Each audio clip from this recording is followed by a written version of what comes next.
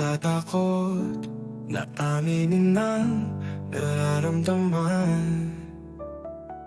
Walang lakas ng loob upang sabihin ang tunay na nilalaman ng puso't isipan.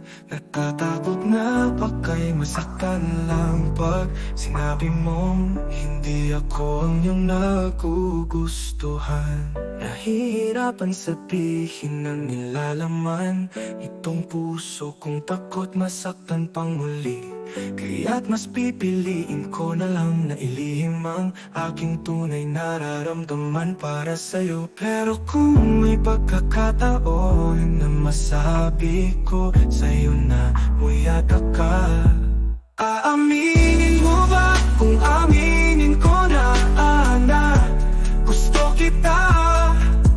Aaminin mo ba kung aminin ko na mahal kitang talaga?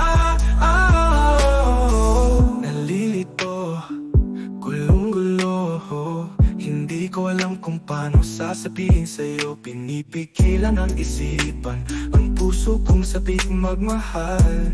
Ngunit paano ba sasabihin kung inuunahan ng isip ang puso ko na baka'y masaktan lang pag sinabi mo hindi ako ang nais mong mahagkan. Araw-gabing iniisip at ninanais kang mapasaking ka na lang. Hindi makatulog sa tuwing napapaisip na kung sakaling inamin ko na ang totoong nararamdaman ay pagbibigyan mo pang tanggapin.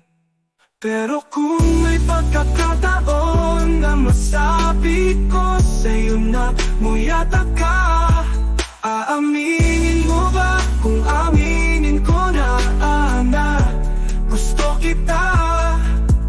Aaminin mo ba kung aminin ko na mahal kitang talaga?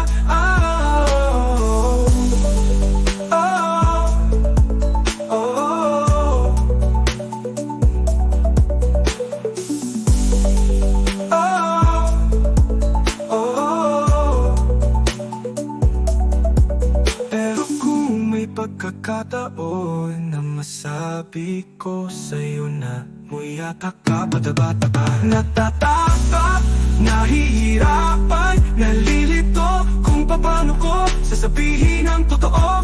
Ganto ba talaga ang takot masaktan? Pero nagmamahal, hindi mo kayang ipagtapat ang iyong tunay na nararamdaman. Araw kunin mo ba kung aminin ko na gusto kita? Aaminin mo ba kung aminin ko na gusto kita? Aaminin mo ba kung aminin ko na mahal kitang talaga? Yata ka, pata-pata.